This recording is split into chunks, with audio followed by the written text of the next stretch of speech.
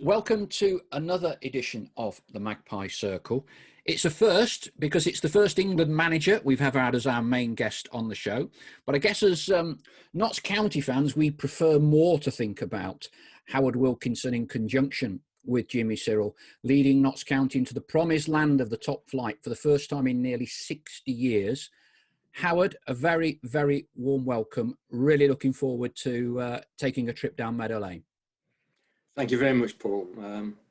I'm looking forward to it as well because I may learn things that, let's say, have faded into the past. I think you've got, I think you've got a pretty photographic memory for things. Certainly some of the stories that you told for my book remain some of the very, very best stories in the book, and I'm sure we're going to be chatting through those. Okay, let's start. I think this is a story best told from beginning to end, and you can take us through the journey. So Notts County under Jimmy. Just can I rewind? Can you send me the book? Do you want another one? Yeah, that book. It's a long.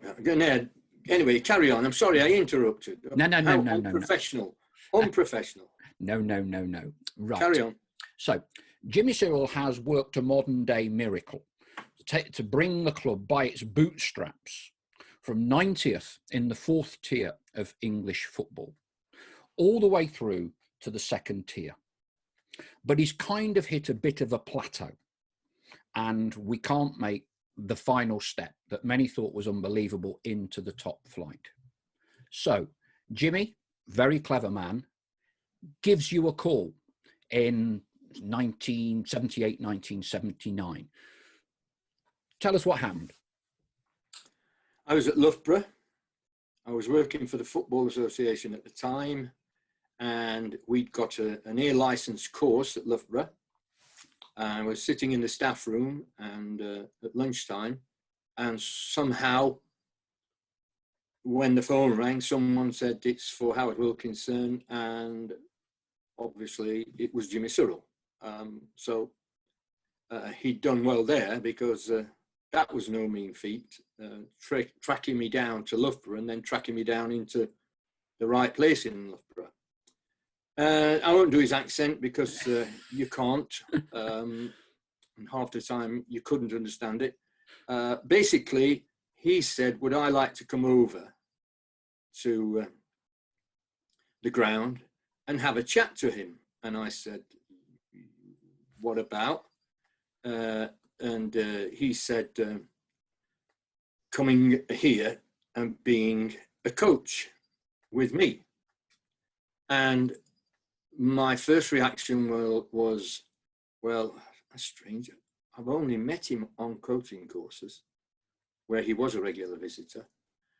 And I know because someone told me that he'd watched the first two games of the first ever England non-league team. And of course, because of the proximity, he was aware of Boston United and our successful times there, including the away draw at Derby County, who were, I think, second top champions the year before. So I thought, well,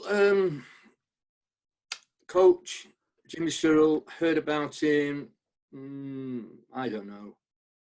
And anyway, one of the guys on the course who was also an FA man, I mentioned it to him, and he said, "Oh, you've got nothing to lose. Why don't you get yourself over there?"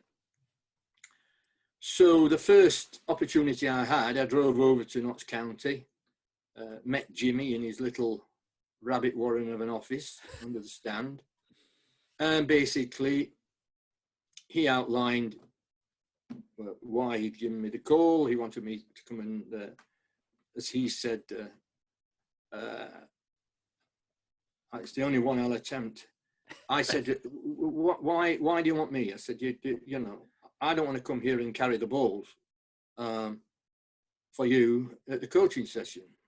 And he said, he opened up with something like, I cannot get the buggers to run anymore.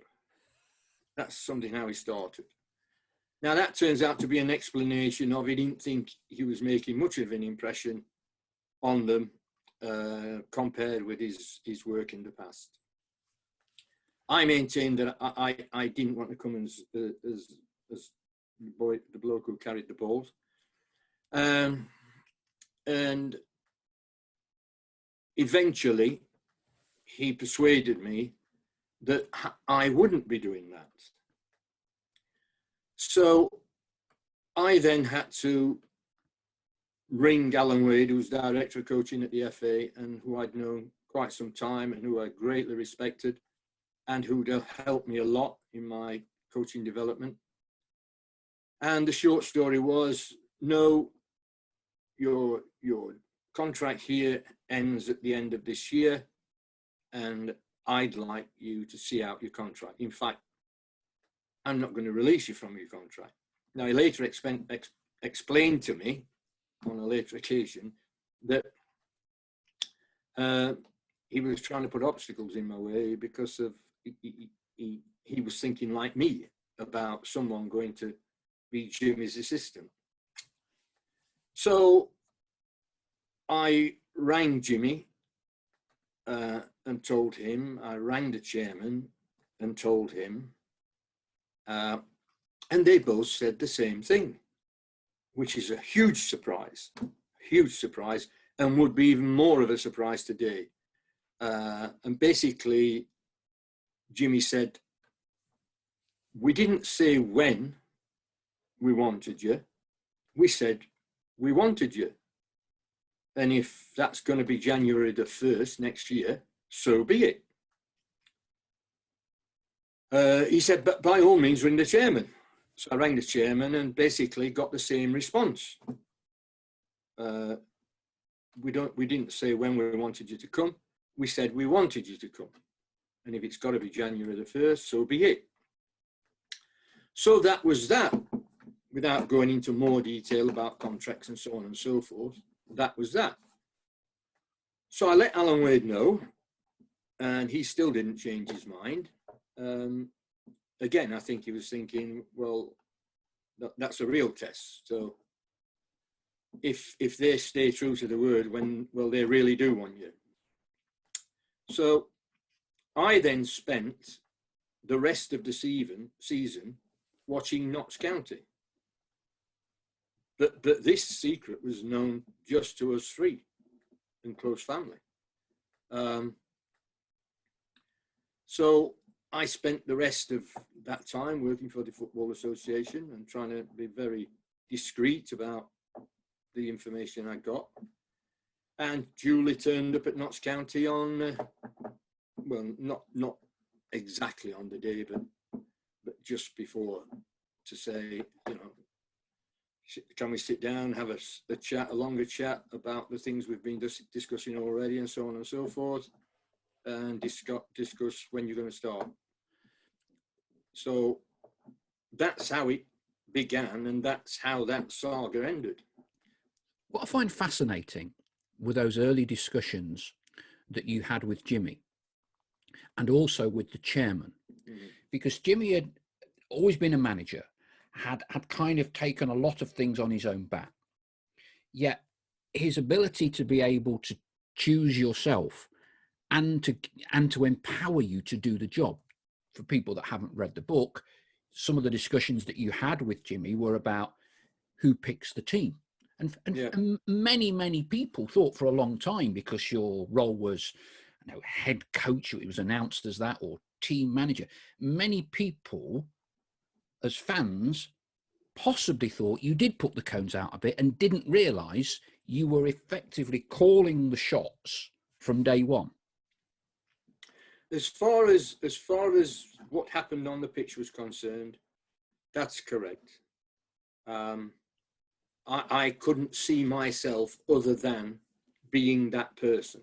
So any move was conditional on that I was either a manager somewhere and in charge, or, as it was the case on this occasion, in charge in the sense of that which directly related to the team and to games and to selection and so on, and to arrangements. Now, what Jimmy had said in our discussions was that he would take all that nonsense off my shoulders. So I would say, when we're going to train, I would say, yeah, I want to stay overnight. I would say I'd rather travel on Friday afternoon than Saturday morning or whatever. And he would do all that. And he would also communicate with the chairman as far as, for instance, recruitment. If we decided that a certain player would be useful to do that, then that would be the case. But if anything needed to be done, like a call to another manager, etc., Jimmy would do all that. So in many respects, it was a situation that some clubs now have, in that you know, all that paraphernalia that had gone with the job before, and which I'd only experienced briefly because Boston United were part-time. And he said his view was, even on watching games sometimes, he'd ask me, say, on a Sunday or the beginning of the week, what are you going to be doing this week? And I'd say, well, Luton are playing Watford at Watford, and we've got Luton in 9 weeks' time, 10 weeks' time. And he would say, basically, are you sure about that? 10 weeks' time, long time. Why don't you let me do that? Why don't I drive? Why don't I watch the game and come back having watched the game and say what I think's important or not important about the Luton town I saw on the night? So again, it was a great use of time, because he said, you're a coach, and from what I've seen, you're a good coach, and coaching requires preparation. And so get yourself off, get your preparation done, and you'll be fresher for tomorrow. And perhaps by then he'd learned the lesson that travelling up to Scotland to watch a game and getting back at 7:30 in the morning and going straight into the ground perhaps didn't put you in the best physical or mental state to deal with what was going to happen the next couple of days or whatever. So in that sense, it was ideal. Very good point, because Jimmy did used to go to Scotland and back, Torquay and back. Don Masson tells many stories about, because Don lived in the same village in Burton Joyce, that Don would often get a call about 2 o'clock to say, do you want to come to a game with me? And it was one of those where you couldn't say no. And Don didn't even know where he was going, you know, all 4 parts of the country. Talk to me as well. In professional football, clarity, simplicity, understanding your role, very important all the way through a football club. Yes. I think you were very impressed as well with how it was outlined with this kind of triumvirate. Yes. With Jack Dunnett, chairman and owner, Jimmy, you. Just talk me through that and how that worked at Notts. Jack Dunnett, in many ways, this might surprise people, what I learned during my time in Notts County, that Jack Dunnett was an ideal chairman or an ideal person to be in charge of a football club. We had directors, and the directors had some influence, but there was one board meeting a year, proper board meeting, and that was the AGM. And the manager was invited to the AGM, and the AGM lasted about 10 minutes. So it was agenda, items for the agenda, any other business. Right. Gentlemen, I think it's time we joined the ladies and had lunch. And that's how it was. And if I went to a game or over the course of a few games had seen somebody and said, I think, you know, we ought to know a bit more about him and will he be available and so on. Again, I would tell Jimmy and Jimmy would follow that up. The chairman wouldn't talk football. If he was in the hotel on a Friday night before a game, he wouldn't talk football. When you went in the boardroom after the game, he wouldn't talk football. He recognised that what his job was and that my job was to do what it was I was hired to do, which is try to win football matches. And so, you know, we've picked you, a bit like you said, it's a bit like a player. I've picked you, go out and do your stuff. So it was a in some ways, some people might say a strange situation, but it's also, from my point of view, a good way to get your first job in the game, especially given these days it's even worse. The death toll of first-time managers, yeah. And the stats that show that a first-time manager who loses his job before 75 games, this is approximately, but before 75 games, within 5 years of that happening, is no longer in the game in any capacity.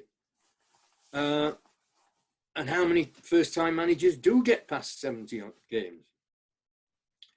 Wasn't as bad then, but nevertheless, it was a good way to go into your first job.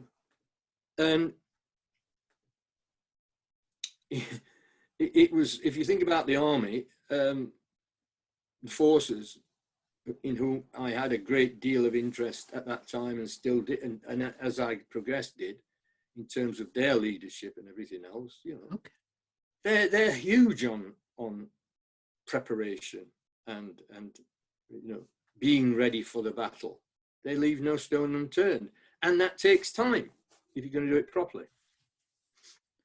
Very interesting on the forces and that analogy you draw in preparation, and we're going to talk in a little bit about the innovative practices and which as all part of the preparation that you put in place, pillars to put in place to achieve success at Notts. You're absolutely right. It was very, very discreet, very, very private, because normally everything leaks in football, doesn't it? Yes. So from you agreeing to join Notts, several months of the start of that season up till Christmas, nobody knew. I had the conversation with Trevor Christie, who was a previous guest on this show. No idea.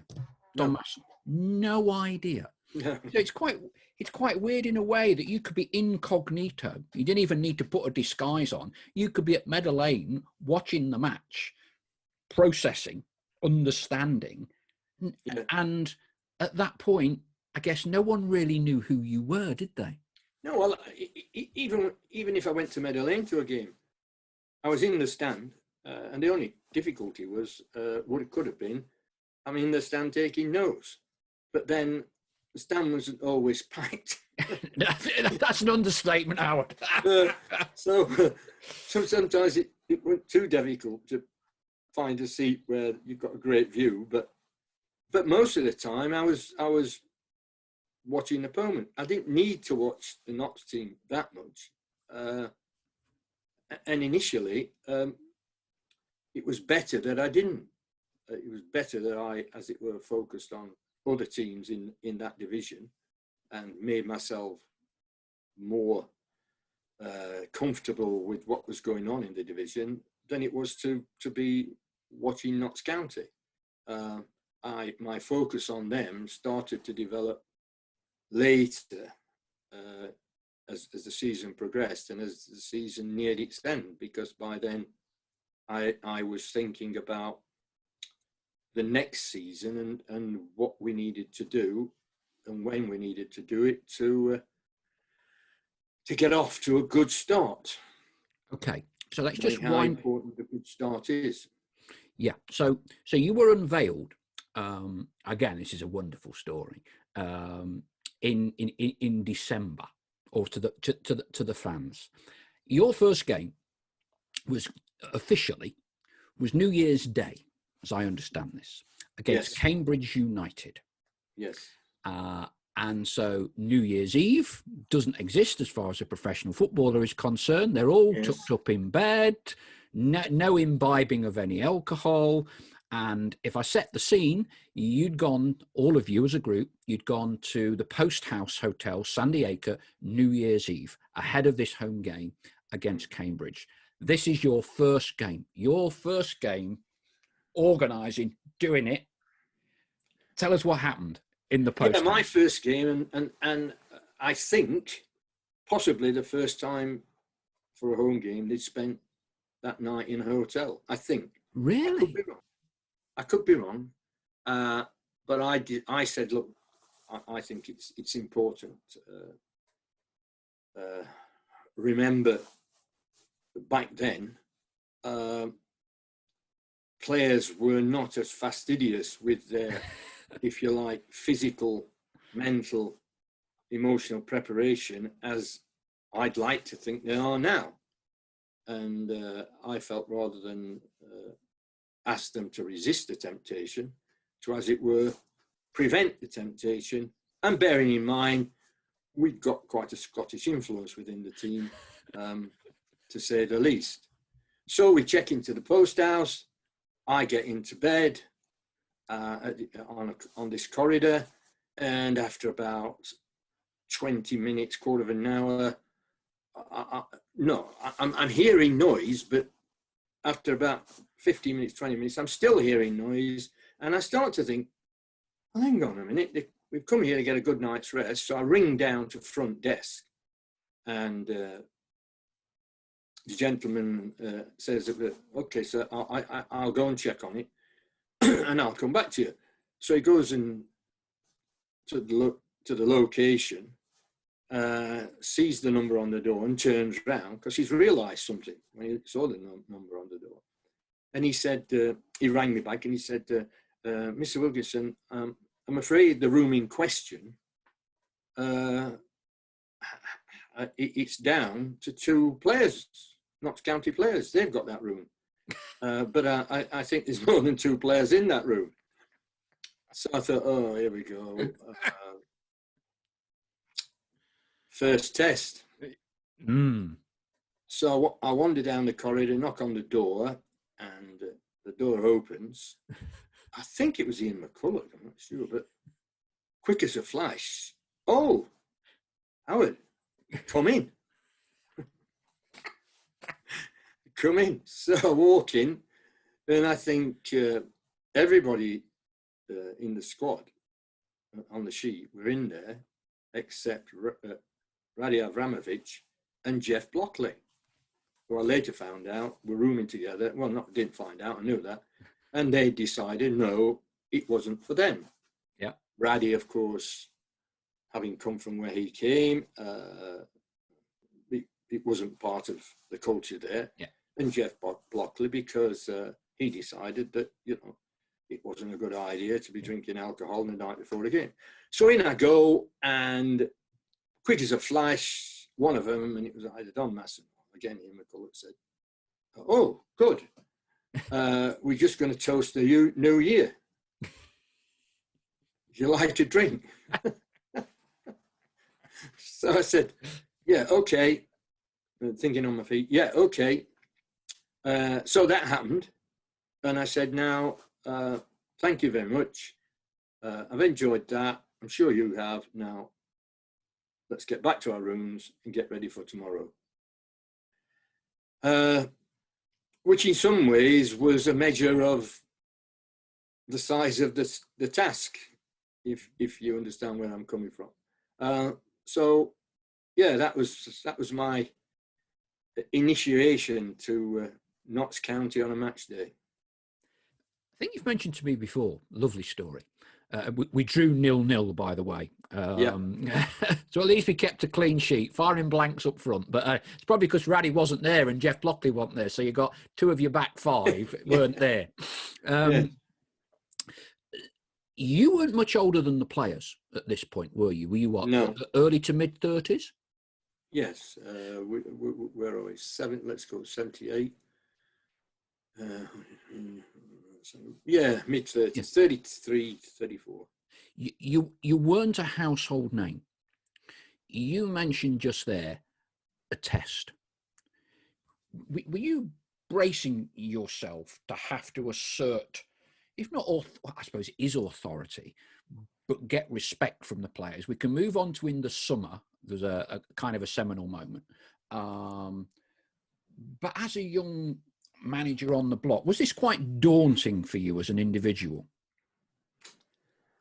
No, I didn't find that daunting. I'd been at Boston United 5 years. Jimmy Smith left. Jim Smith, of course, manager, yeah.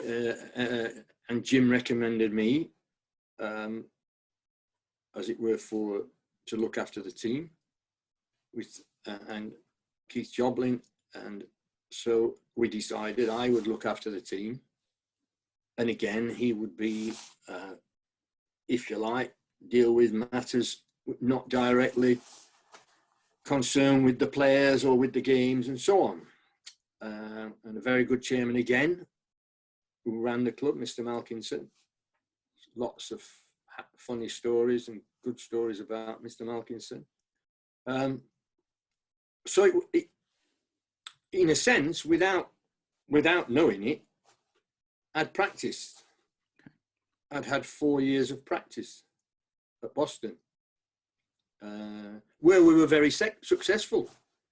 Very successful, winning the league, I think 2 or 3 times, winning the competition between the Northern Premier League and the Southern League. We played Ron Atkinson was manager of our opponents, and we won that, the playoff thing. We'd had some good runs in the club, one of them ending at Derby County, who the year before had been champions, and we got a 0-0 draw at Derby County, and we're unfortunate, because in the last knock-ins, 5 or 10 minutes, to use one of Jimmy's phrases, I think it was Alan Tuley had a header that hit the post, and as things did in those days, the ball stuck on the line in the mud. Otherwise, we would have been heroes. We got battered the following week because it was the day of the electricity problems. So we had to have the replay, I think, on a Tuesday afternoon, 2 days after the players' heroic performance at Derby County, where we were soundly beaten 4 or 5, I think. So I wasn't entirely new in this position, because I had been selecting the team, I had been picking the team, I had been, not very often, but asking the chairman if we could stay overnight and so on. I had been arranging pre-season schedules and arranging coaching sessions in the week, because when we didn't play midweek, we trained twice a week at a sports centre in Newark under lights for the whole year. So it was a good dress rehearsal, Boston United, a very good one. Tactics and culture. I think it's fair to say you revolutionised both at Notts from what you inherited. So effectively, there was a kind of a 4 months for the rest of that season, which was kind of bottom half. Jim Smith always talks about the Birmingham City game when they got promoted on the final day of the season, 3-3. Yes. And you were in front. I was at the game, bit life in your own hands with Birmingham Zulu Warriors and whatever else was going on in those hooliganism days. But Jim Smith always tells the story about how you and Howard, you and Jimmy were battering the players, and he could hear it through the dressing room walls. And he said, I knew what they were doing. They were getting things ready for the following season. Yeah. So tactics and culture, you'd studied the players. You brought in a completely new, different playing style, the like of which Notts, in my lifetime, in most people's lifetime, had never seen. The total football passing culture. Talk to me about how you, A, formulated that, and then B, set about implementing it. It's not complicated. I've always, and still do, if I'm involved in coach education, I still do talk about the manager's job is to select a way of playing that maximizes the strengths of those within the squad and minimizes the weaknesses and suits the needs and demands of the competition. And therefore, in that sense, I would never and still won't talk about good football. I don't understand what good football is. I understand what effective football is. And for Pep Guardiola and his players, they're being effective, and the manner in which they're effective suits them down to the ground. But I don't know whether Pep Guardiola could achieve the same results if he was managing players who were far, far less able. And I've since had that view backed up by various people, and some of them very high up in the game, because the critical area on a football pitch, and I'm not going to try and be too technical, the critical area on a football pitch is what's called the attacking third. Until you get the ball into the attacking third in your possession, or the rest is propaganda. What you do in the defending and midfield, middle third with the ball is propaganda. And you've got to decide how best that lot can get from there, that's defending third, middle third, into the attacking third, because that's where the business end of the pitch is. And again, without trying to get too technical, the two opposite ways of dealing with this, if you like, on the continuum is, on the one hand, Man City, Pep Guardiola, Barcelona, possession for position. So they play passing football in order to get the ball into the attacking third. Whereas Michael Laudrup once said to me when I'd organised the managers' meeting when I was technical director at St George's Park, and people were talking about good football and this and that and the other. And right at the very end, Michael Laudrup says, good football is easy. It's the way you get the ball to the good players in the attacking third. It's as simple as that. And that will be different for different teams. So there was a very, very, which is music to my ears, because he has not long been in management, but been at the very top of the game internationally and European Cup and everything else. And he's put it in a nutshell. It's about getting the ball to the good players in the attacking third. So there's possession for position, that's passing to get into the attacking third. And then the other extreme of the spectrum is position for possession. So, for instance, what somebody very innovative did at Wimbledon years and years and years ago, and got to the first division doing it, said we're not good enough to do what Liverpool are doing. So what we'll do is get the ball into the attacking third, hopefully to one of our players, as soon as possible. But if it's not to one of our players, then we'll be highly organised to get the ball back as early as we can and as near to their goal as we can. And we'll work hard on our set pieces, particularly those in the attacking opponent's half. So it wasn't a question of whether I like or don't like. It's a question of my job is to help those players be as successful as is possible as a team. And that means we've got to find a way to win. And that's still my axiom. You, the manager, have to sit down and work out the best way to play to win games.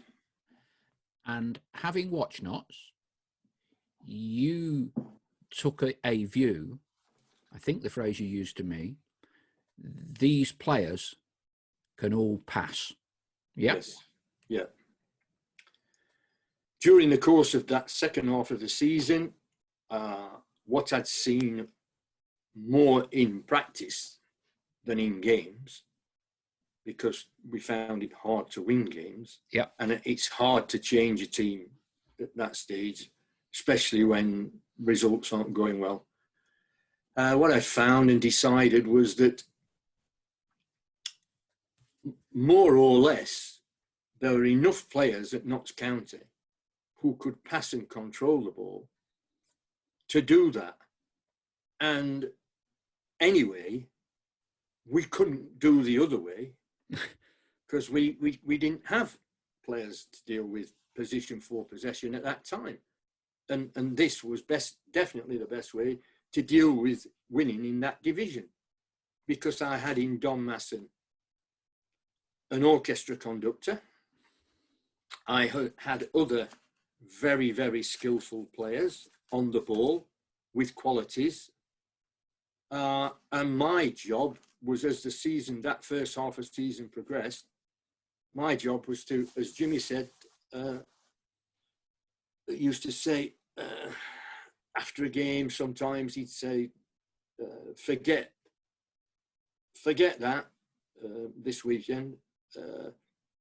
Make sure you put some thought in as to what we're going to be doing next season. So that's what I did. I tried to find players within the group and find a way that suited them and would cause problems to opponents. And that's how we came upon what we did, which I've done now 3 or 4 times. I did it at Sheffield Wednesday, I did it at Leeds, and what we did at Notts County. The way to do it at Notts County was different to Sheffield Wednesday, was different to Leeds, because there were different players. But at Notts County, I decided by the end of the season, there was a young lad called Tristan Benjamin, who was lightning quick, who had very, very good touch and a good football intelligence. There was a young lad called Brian Kilcline, who also, despite his size and appearance, could play, and I think had played centre forward as a kid. There was a player who was said to be a fullback, who I decided, because of the way we were going to play, and that was Pedro Richards. We were going to play him sweeper. Now, as far as I know, up to that time, no one in Britain had ever played a team that had a proper sweeper. Ray O'Brien could thread a needle with his left foot. I've never seen anybody pass the ball at fullback in those days as well as he could. And again, he had a very, very intelligent football brain. Don Masson had time with Dave Sexton. I spent a lot of time with Dave with the England under-21s and other England teams. And I understood why Dave would be attracted to Don. And Don, let's put it this way, he was going to be the captain, and it helps if the captain enjoys, likes, and approves what it is you're doing. And we were doing exactly what he liked to do. We had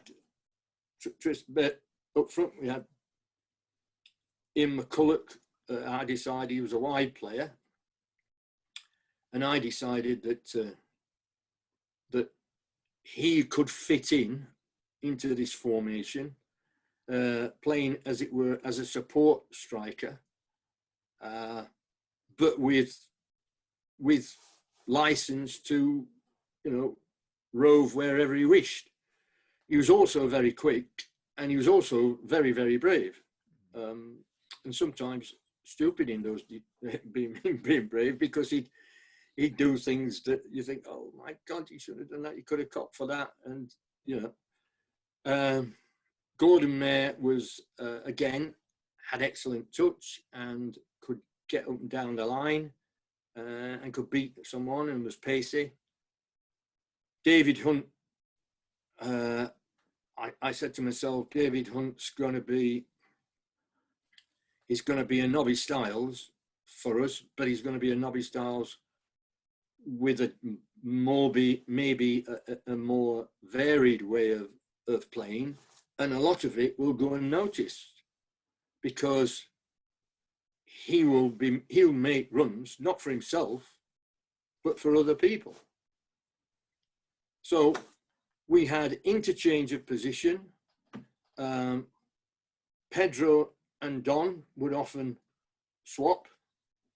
So Raddy was not in, this is in our preparation for that. We came back very, very early. I think we did maybe 7 weeks. The rule was that Raddy shouldn't kick the ball unless he had to, because we had players who could get us up there, probably better than we could if we banged it up there and then tried to play. But it was all about interchange of position. Pedro, the ball would go to a fullback. Don would drop back. Pedro would go in. So Pedro would be in midfield receiving from the wide player. So the fullback knocks it to the wide player. Pedro pops up. Don drops off. And Pedro's in there free. And the similar sort of thing worked at wide player and fullback, in the sense that if the fullback pushed on, the wide player would drift inside to get the ball. And their fullback would be thinking, well, hang on, what do I do here? You know, because I'm faced with their right back in an advanced position, and the man I'm marking is dropped inside. And so it was dead ball situations around our box, we were almost like a circus act in terms of ways we had of getting the ball out of our half into their half. And then we worked very hard on the defensive side of it, in terms of pressing high up the pitch. And we worked very hard at set pieces. And why not? Because they are an enormous factor in games. And given the people I had to deliver, Ray O'Brien, Don Masson, Gordon Mayer, you know, people could put the ball on a tanner from 50 yards. We did very well defending set pieces, which is very often understated, because from my first days in management in terms of a team, I decided that zone marking was better than man-to-man. And that went against most players' beliefs. But they soon became convinced. I said to them, for starters, in man-to-man marking, the opponent's in charge. In zone marking, because you're always dealing with the same zones, you're in charge. And on top of that, it makes sense, because it means we've always got players, especially on set pieces, we've got players in positions where we'd like them to be. That is, when necessary, we've got people, if you think of the 6-yard box, we've got people in there because it's in there that the danger that you get killed. That's where the opponent kills you. You don't score from 35 yards away on the wide or whatever. So, you know, understand that there are zones on a football pitch, particularly the nearer you get to your goal, which matter very much.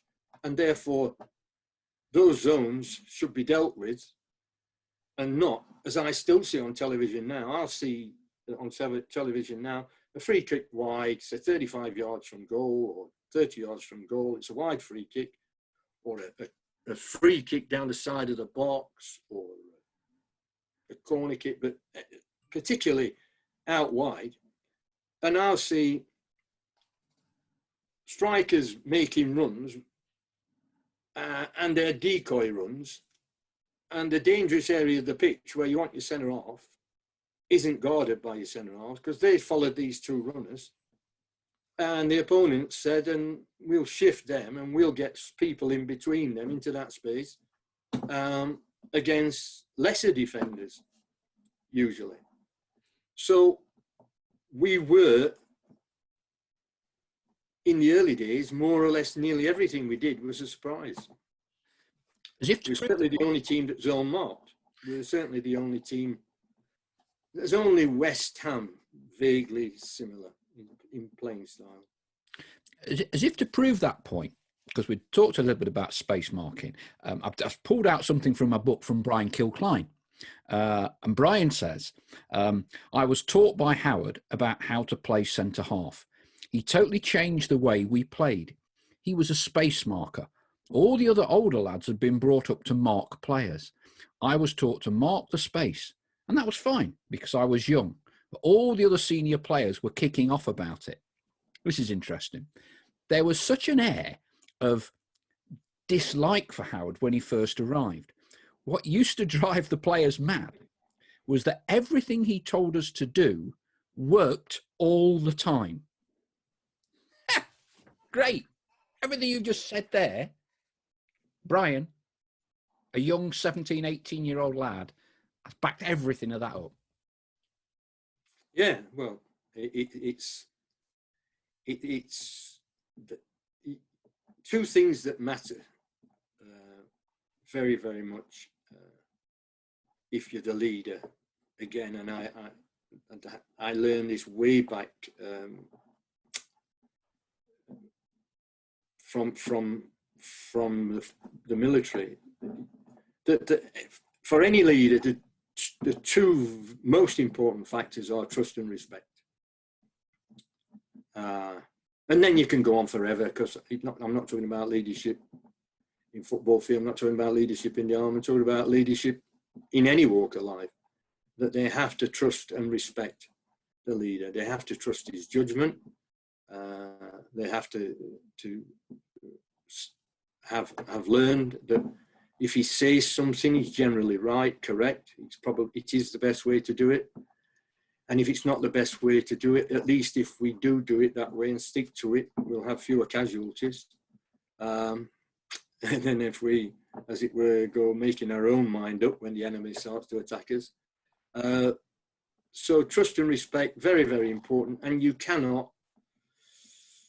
they can respect you for your past, but it's the present that they need to respect. So you can arrive and they all think they trust you because of what's happened there and so on, but it's not until you work with them that they get to realise they can, and that they will respect you for respecting them, as it were, for trusting them and for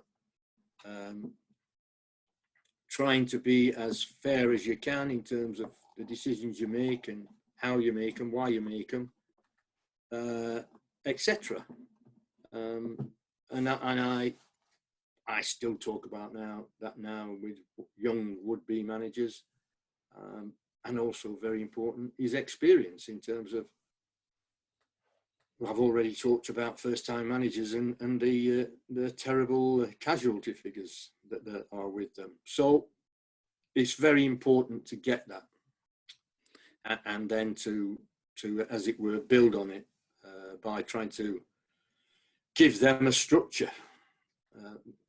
How are we going to approach this task? Getting there is not easy, and there are battles, skirmishes along the way. And I think there was one quite celebrated moment, I guess, that was a challenge you really had to win when, if you like, your authority was questioned a little bit.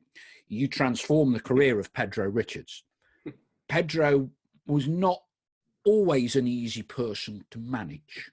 And I think there's a great story that hopefully you can regale us with about Pedro. It's raining one day, towel on head, etc., down at a windswept Stoke Bardolph. So take it away.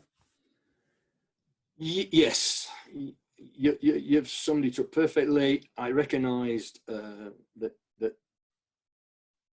Pedro was a chameleon.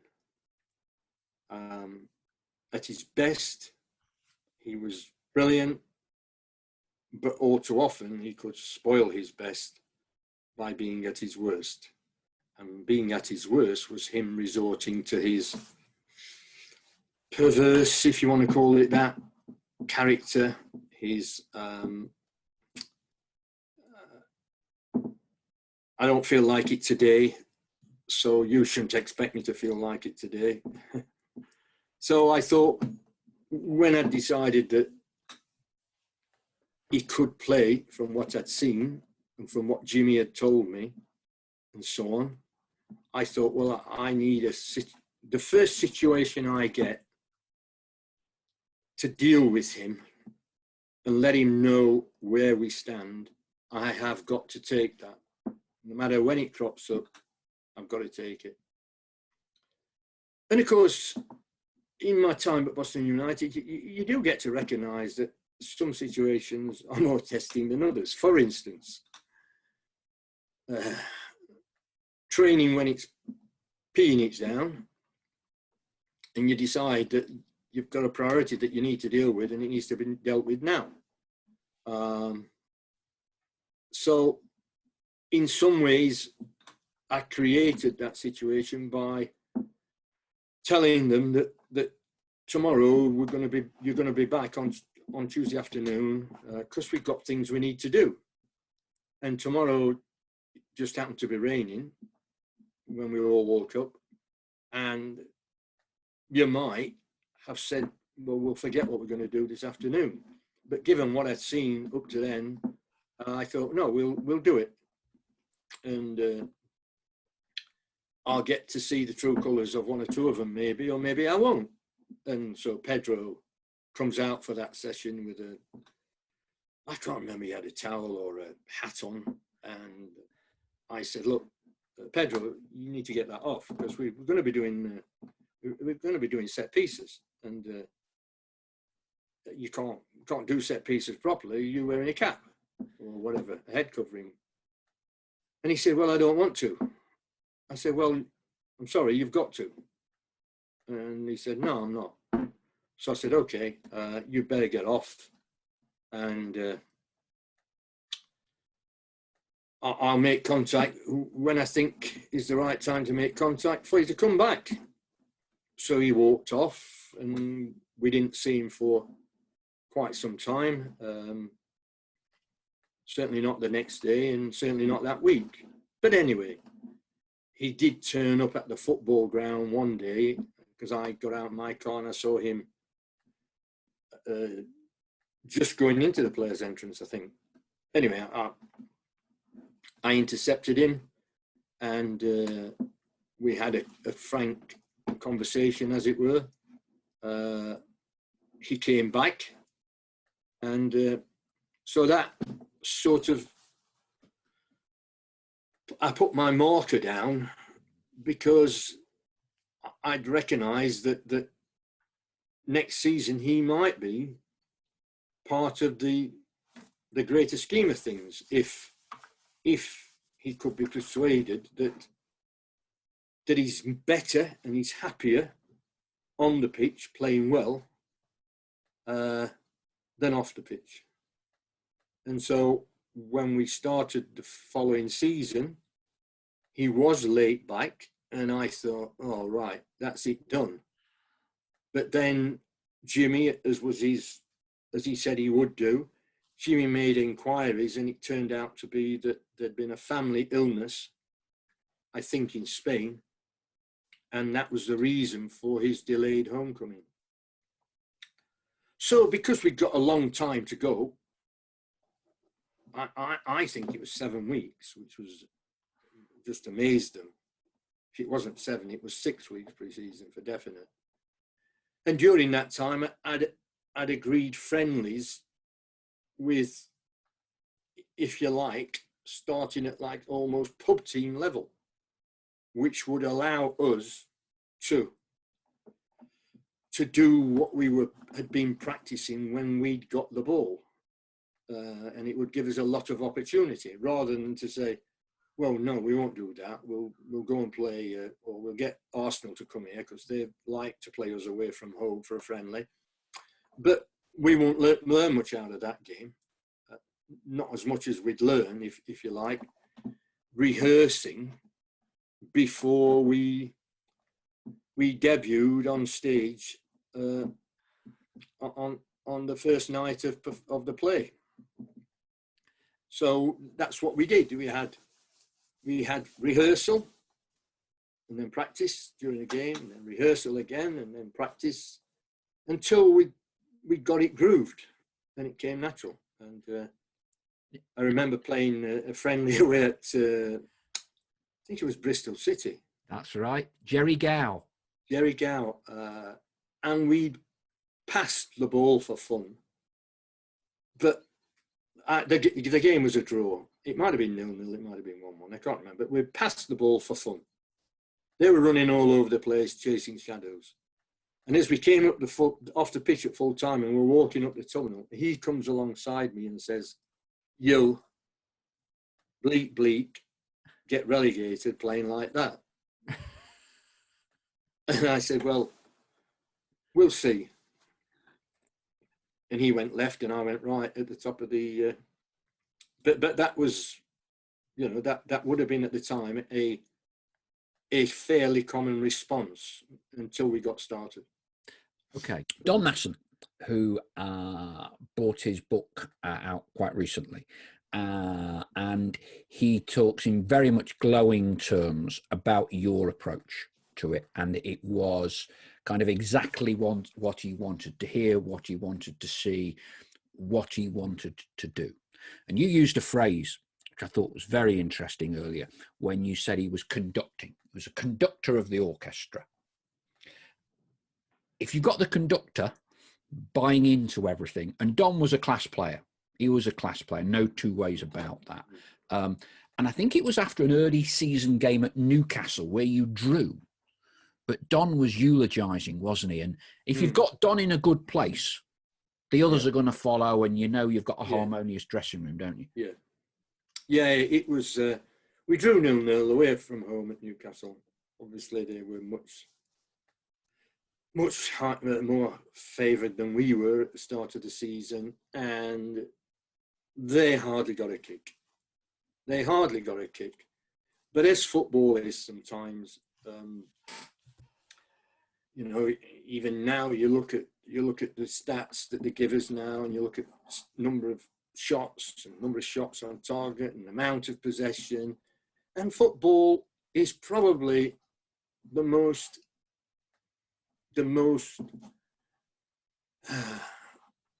soul destroying game in terms of chance. Of all the sports played, ball games that is, football has the greatest degree of chance. Far greater than any other sport. Far greater. And because of that, that happens. And as a coach, as a manager, you have to know and understand that you can't let results always determine how you view performance. And on that evening, it wasn't how I viewed it. It was what Don Masson said after the game, which did my bit for me. Because basically he said, "Fellas, tonight was fantastic. If we keep doing that, we're on our way." So I just kept my mouth shut, got on the coach, and thought, I won't add to that, other than well done, fellas. And you know, within reason, it came true. To Notts County, you know, it was not really attainable that we could get promotion in that season. If I remember right, the pre-season, we'd gone to somewhere like Lincoln in the Football League Trophy or whatever it was. I think we even got beat. And it was kind of low-key, but you clearly knew what you were doing. But to the average Joe punter, it wasn't there. We started very well. How up front, how challenging were you to the players? You know, were you mapping out and saying, we're going for promotion this season? Or where did you manage those expectations No. in the group? I basically, in my mind, later I actually did this, but I did it in the knowledge of the players. I just broke the season down into groups of, depending on the league and how many games you're going to play in that competition. I broke it down into groups of games. so that I could try to make some sense of this luck thing, and therefore say, by all means, look at performance game to game to game to game, because that's where you'll make the minor adjustments. But just as important is to look at results, but look at results in a longer term than, well, disappointed to come away from Newcastle without anything. And then by the same token, win a game that you could have lost and ignore the fact that you could have lost it. I feel that it's the manager's responsibility, as it were, to manage expectations. And one of the ways is to look at it in a longer term way. And one way of doing that is to take groups of games, for instance. It can be groups of 6, it can be groups of 10, and you know, let's look at how many points we've got out of that group, and how many would we have expected to get, or how many would we have been happy with, and so on. And it just takes a bit of the up and down nature, which is sometimes generated by results, where as you, even the public now looks at it and must be a little bit more philosophical when they see the amount of possession the team had and the amount of strikes the team had, and they come off and lost 1-0. You know, well, even the public now see that 1-0, if they've seen the game, that 1-0 was not as bad a result as what it seems, because in what the stats are saying is it was a game we could have and should have won. But unfortunately, in football, luck plays a far greater part than many people are prepared to accept. The final, well, it wasn't the final game of our season, but the game at Chelsea, where promotion, putting Notts County back into the top flight for many years, between 50 and 60 years, certainly pre-war, dawned upon us. We blew it a little bit against Watford the week before, when it was belting down with rain. Yeah. Belting down with rain. I think John Mountney had bought a load of champagne. Yes. Bless him. Of course, if you're going to do it, don't tell anyone. So that quite literally went flat. So we're now going down to Chelsea, knowing that you can clinch promotion. Talk me through that whole occasion, what it was like. A lot of the players say to me, you were totally about process. There wasn't a lot of emotion. You were process, preparation, planning. Yeah, first of all, let me pay tribute to John Mountney. Yep. Who's no longer with us, and of course the chairman who's no longer with it, and the other directors, because I have to say the chairman had got things right. Like, the directors were there, they were all supporters. They were there to support the club. But in actual fact, he was the decision maker. But the directors showed enormous goodwill at all times during my stay at Notts. And John in particular, who became a friend later, and who we met more regularly and shared times with abroad in Mallorca and so on. So that week, to try and identify what the problems might be, you know, Sunday was always a big day in those days, because it was about that. What problems might we meet that we need to deal with, that we can predict, and where might we expose them, and could we do anything about it during the week, or do we just, as it were, keep the routine going and so that they don't think that you think that this is a massive game, and that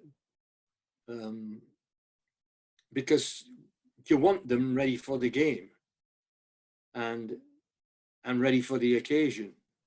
So it's very, very you have to be very measured about what you do and what you pick out to do. And at different clubs at different times, the answer might be in, and has been on occasions on a Friday, doing something totally different to what you'd normally do, which might be fun. And I can think of times when that's, I won't waste time with one day when that we did that and it was a disaster. But yeah, so it was to try and recognise this game for what it was. That we're playing Chelsea, it is away from home, and the most important thing is that we continue to do what we're good at and trust. Then trust each other, trust ourselves, trust what we do, and then just give it our best shot. So that's always been my approach, and everyone's different, but I found that was the best way to deal with the players and the problems we faced, in terms of trying to give those players, if you like, some of the answers, and where I couldn't give them answers, at least to give them the tools to deal with the problems when they arose. You try and send them out there, be able to be their best and do their best. Yeah, and Don's right. Everybody, as I say to students, would-be coaches these days on courses, you know, and I've got a slide, and on the slide is a massive picture of Frank Sinatra, and underneath it says, "Do it your way," because you know, you've got to find a way that, like I say, you've got to find a way to win for the team. You've also got to find a way to work which represents you and the best of you. And that won't be the same for everybody. That won't be the same for everybody. And we'll have different beliefs. And if we think that those beliefs, we've thought through it and we think those beliefs are right, then you have to trust them. And that game was, I can't remember how many we played that season up to then, but we'd had enough dress rehearsals, so it's a matter of, listen, fellas, forget it's Chelsea, forget it's away, forget a promotion. The most important thing is come out of this game with a good performance and a good result. And then we'll look at it. For our younger viewers and listeners, worldwide clubs don't come much bigger than the Roman Abramovich era of Chelsea. Clearly, it was a different moment in time 40 years ago, but Chelsea were still a big, big club, albeit on slightly harder times. There were big campaigns to get Brian Mears out. I know as a fan that day, it was pretty inhospitable, shall we say, when you're in the Notts End that day with Chelsea fans whose kind of animosity was aimed towards the chairman rather than us, which was just as well. But rest assured, it wasn't a very, very nice place. Not a nice place. Throughout my career, that's been the worst dugout. Because? Of the people behind you. Then, obviously it's changed now, but then they were the... behind you at Chelsea, your dugout was... it was, I think they practiced. In a way, I'm glad that you were arguably almost as intimidated as I was, and the 1,000 or so Notts fans that were there that day. On the pitch, it didn't show. It was kind of Notts intimidating Chelsea. One player we've not mentioned yet, but there's an element of cometh the hour, cometh the man. Rashid Harkout, Londoner, Maverick. What a great time to produce a great goal like that. Well, Rashid was one of those people. He was flawed, and he gave you problems sometimes. he could also give you moments of pure joy. And I was always sad, as it were, for him that there was a part of him that wouldn't let him go on to be as good a player as he could, as successful a player as he could have been, had he been able to tame his emotions and his thinking and behavior, etc. So, you know, you have players in training over a period of time, and he did things in training sometimes that were worthy of European football. He was truly, truly gifted athletically and technically. But he had this monkey on his shoulder, which is a shame. But that goal, if you like, wasn't a surprise. It was a very, very pleasant gift, but it wasn't a surprise. Yeah. I speak with Rashid a bit, and he'll always talk about players being two-footed. Not always the case in the modern era. So you've got to kick with both feet. Martin O'Neill. And when you think of the players he played with at Forest, Martin said to me, because Martin had a short stint at Notts just after you'd left, he said that Rashid Harcourt was the most naturally gifted striker of a football he ever played with. Yeah. Yeah, it was poetry in motion. The best way I could describe him striking a football was to envisage a good golfer. You know, in golf, they talk about the importance of the swing. And when you see these top players on the tee, on the fairway, it just is, from the moment the club comes away from the ball and then down through impact and into follow through, it is that movement is grooved, and their ability to repeat that and repeat that and repeat that.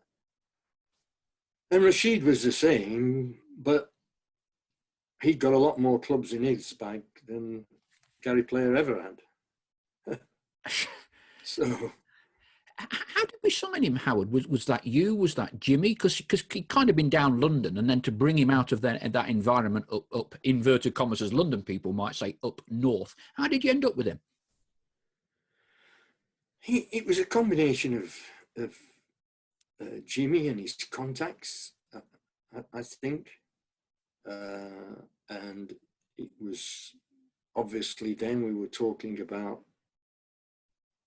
the difficulties and the problems and possibilities of, and so on and so forth. But we were Notts County, and sometimes you have to take a chance. And the chance with him was that if we could have got 1.5 games of the good Rashid every 2 games, we would be happy. And the other thing, of course, was his versatility. In midfield, he could play out wide, he could play in. I even think he could have played up front, particularly these days, given his gifts. You look away and he's doing something silly with a motor car.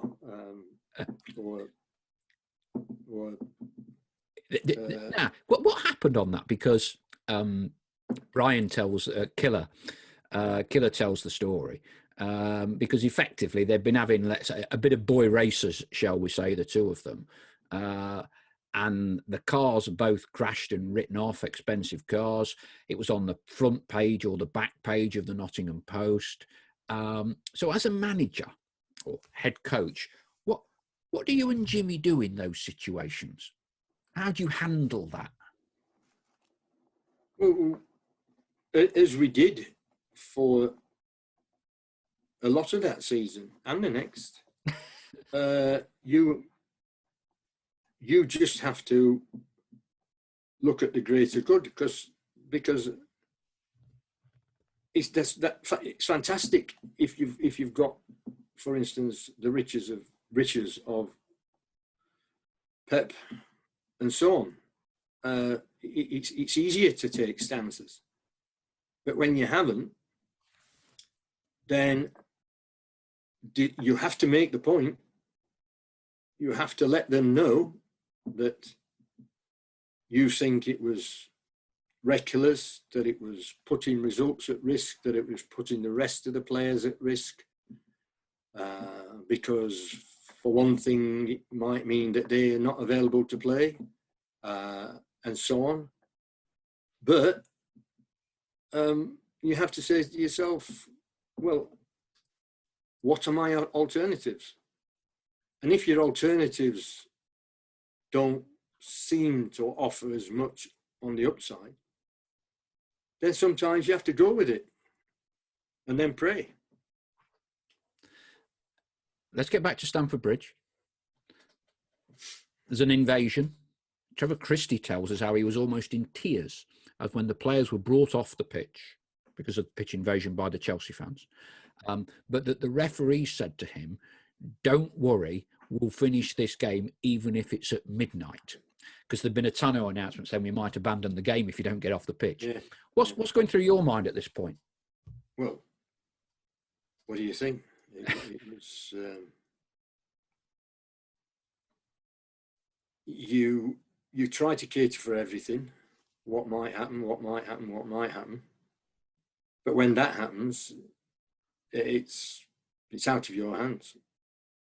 So unhappy, disappointed, hoping for the best, looking for any solution other than that which the referee might do, you hope will do, bring them back on. You can't do anything. You just got to say, in the dressing room, and hopefully we'll be back out again. And when we go out again, we've got to be in the right frame of mind.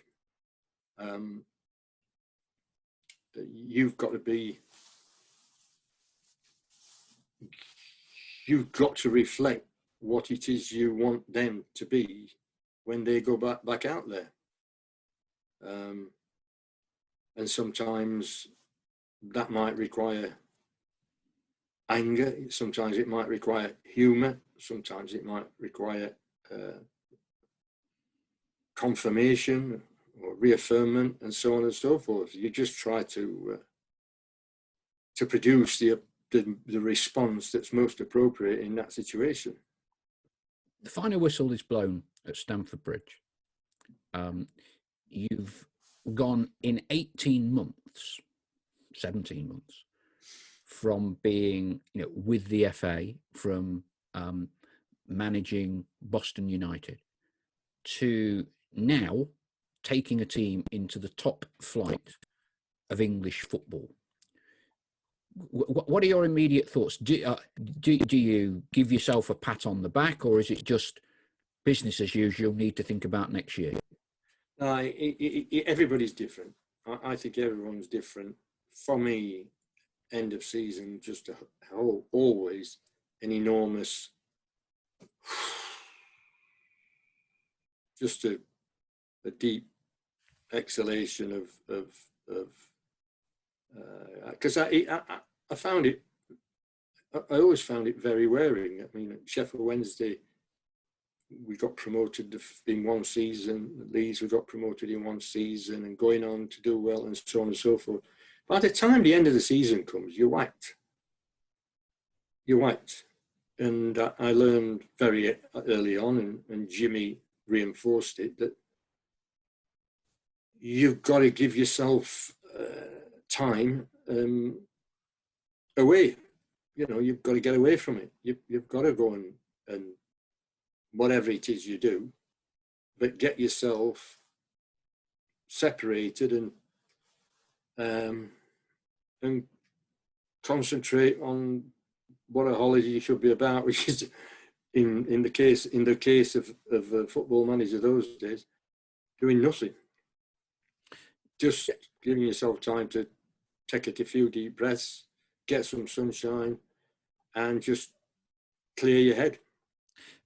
Jack Dunnett told me a lovely story when I interviewed him before he passed away. And he was obviously based in London and would come up to Nottingham for the games, had a flat in the park. So you're in London already. You've won at Chelsea. And so Jack got on the team bus to go all the way back up to Nottingham, to then come all the way back home again, because Jack, not prone to any form of emotion, but he just wanted to kind of savour the bus ride and think of having taken over Notts County in the 4th division, got them to the 1st. And so, like you said, everyone's different. But I just found that very interesting from Jack's perspective, because it's not normally the thing you would associate with what he would do. No. But Jack would have made a great chairman of the FA. He had the Football League, didn't he? He got to the big two of the Football League. The FA missed out because Jack had the wisdom, the intelligence, and the courage to make big, tough decisions and make them without fuss. He didn't. It came natural to him, and that's why. Yeah, we had directors at Notts County, and they had board meetings. Not being disrespectful to any of those. Jack was boss, and not afraid to make a decision. In fact, sometimes couldn't make a decision too quickly. But you always, to ring someone and say, I'm sorry, I can't take the job. The FA won't release me till December the 31st. And for that person to come back straight away and say, we said we wanted you to join us. We didn't say when. I mean, unheard of. I mean, if I'd have been at the time the manager of Real Madrid, I would have fully expected him to say, we didn't say we said we wanted you to be our manager, but we didn't say when. No, but me, because as far as the, if you like, the media were concerned, although I'd been in football a long time, as a player, as a coach educator, I'd worked with Ron Greenwood in his team, as it were, for games, also for scouting, scouted for Ron at World Cups. I worked with Bobby, and so on, Dave Sexton, but so I'd always been in that area of football, and I'd always been more concerned with working with players than but as far as most people are concerned, joining Notts County, I came out of the blue. Yes. To the general public, I arrive out of the blue. Howard heard. Not in other areas, because Dave knew me, Ron Greenwood knew me, later Bobby knew me, and these people, you know, it was Bobby who recommended me to Leeds. Leeds came on to Bob and chairman of Leeds, Leslie Silver, rang Bob and said, who do you think we should go for as our next manager? Now, they were second bottom of the second division. And at that time, Sheffield Wednesday, I think we were 5th or 6th in the first division. Yeah. And Bob, bless him, said, I know this because Leslie told me, there's only one person and he's down the road from you, and it's Howard Wilkinson. And Leslie was gobsmacked. He said, but I'd worked with Bob, and when he got the England job, in fact, he did ask me to go and be assistant manager. And I said, no, I'm sorry, you know, I've got to get my spurs in club management. So these people at that time, there was a strong coaching fraternity developing because of Alan Wade at the FA, because he changed things up, made huge changes within the FA to its structure and its coaching courses and so on. So it was the likes of Dave Sexton, Bobby, and others that I sort of became more known because of working for the FA as a regional coach, but then because of that also assisting with the preparation of teams. So they get to know you as a person over, you know, I mean, I'd spent, I mean, Bob and I were in Spain for the World Cup, and he was down the road somewhere, and I was up near Coruña, and in between games, Bob and I would meet and have dinner together in Spain and chat. And later, we then both travelled down to Barcelona together as England moved through the qualifiers. And so there was a sort of, there was an FA connected crowd at that time in football who had affinity with the FA and the FA coaching scheme, and that's a great tribute to Alan Wade, who recognised the need for the FA to start to embrace the professional game.